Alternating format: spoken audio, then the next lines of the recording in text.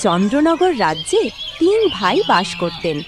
বড় ভাইয়ের নাম ভীমা, মেজ ভাইয়ের নাম লল্লন আর সবার ছোট ভাইয়ের নাম ভোলা। তাদের বাবা মারা গেছেন। ৩ জনেরই বিয়ে হয়েছে। আজ ৩ ভাই তাদের পিতার সম্পত্তি ভাগ করছেন। দেখো ভাইরা, আমি তো সবার বড়, তাই ভাগাভাগির দায়িত্ব আমিই নেব। বলো, তোমরা কি রাজি? ভাইয়া, আমি তো মেজো, আপনি যা বলবেন আমি তা মেনে নেব। ভাইয়া, আপনারা দুজনেই আমার বড় ভাই, আমি তো সবার ছোট। আপনারা যা সিদ্ধান্ত নেবেন আমি তা মেনে নেব। বাবা চলে যাওয়ার পর আপনাদেরই আমি পিতার সমতুল্য মানি।